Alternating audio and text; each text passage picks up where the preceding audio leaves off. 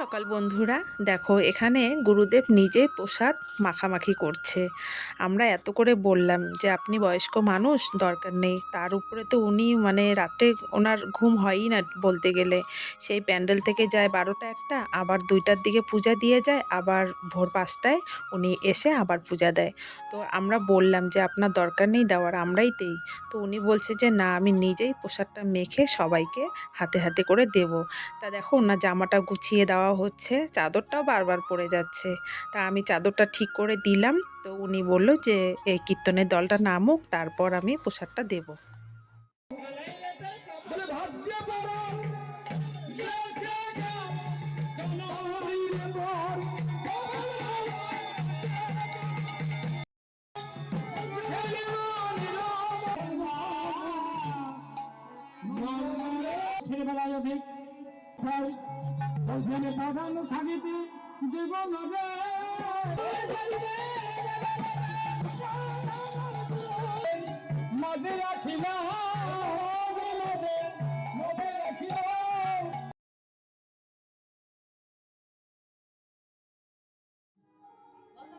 আমাদের এই কীর্তনটা হয় 2 বছর, এই বছর নিয়ে। তো গেল বছর তো অষ্টপ্রহর ছিল, আর এই বছর হলো 16 প্রহর।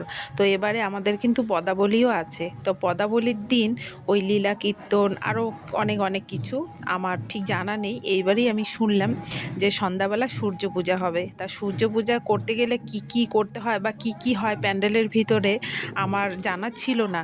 তো আগে যদি জানতাম না, তাহলে আমিও সেভাবে তৈরি থাকতাম। তো এখানে এসেই শুনলাম যে আজকে এই অনুষ্ঠানটা হবে।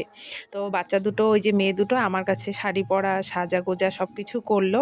তো এখানে ওই যে ইনি আবার সূর্য পূজা করবে, এই ভদ্রমহিলা। তো উনি বলছে যে কি কি লাগবে।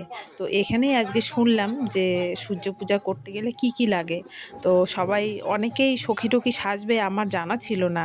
তো আমিও যাই হোক, পরে তো প্যান্ডেলে আমিও শাড়ি ঠাড়ি, ভালো শাড়ি ঠাড়ি পরে গেছিলাম। তো এই মেয়ে দুটোকে আমি সাজিয়ে দিলাম। সেই দুপুরবেলা খাওয়া নেই দাওয়া নেই, কি অবস্থা, সকালে খাই নেই, তাড়াহুড়ো করে কোনো রকম করে ওদের শাড়ি টাড়ি পরে টরে দিয়ে একটা কলকা করে দিলাম। কোনো রকম জাস্ট করতে হয় তাই, এই দেখো না। তো যাই হোক, এদের সাজগোজ প্রায় কমপ্লিট হয়েই গেল। এখন বাড়ি গিয়ে একটু খেয়ে দিয়ে আবার ফ্রেশ হয়ে শাড়ি পরে প্যান্ডেলে আসবো। থাকে তাহলে আমরা সবাই হরিনাম করি, কিন্তু হরিনামটা করতে হবে কেমন ভাবে? বলছে যেই নাম সেই কৃষ্ণ ভজ নিষ্ঠা করি, নামের সহিত আছেন আমার আপন শ্রী হরি। কি করতে বললেন? যে হরিনাম করতে হবে নিষ্ঠার সহিত। কেমন?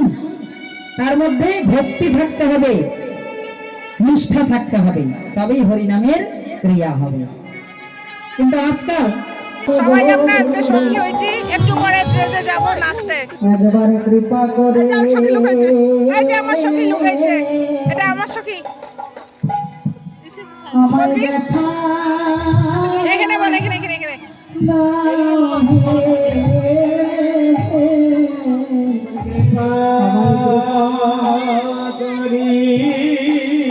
নাচা শুরু হয়ে গেছে। দেখো ভালো করে নাচ, ভালো করে নাচ। ওই যে পিছনে ওই দুইটা আমার সখী।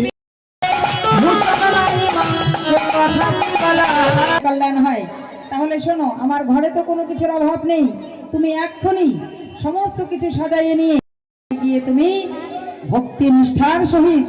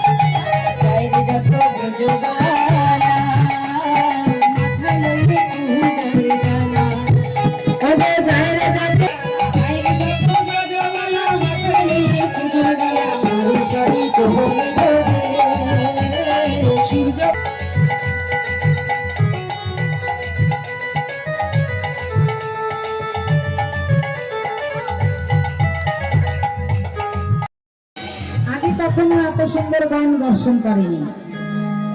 তাই কুটিলা এই বনের শোভা দেখছে আর মনের আনন্দে, এতটাই আনন্দে তার মন উৎসাহে ভরে গেছে, হ্যাঁ যাবো তো, যাবো যাবো। সে বনে বনে ঘুরছে আর বনের শোভা দেখছে। কেমন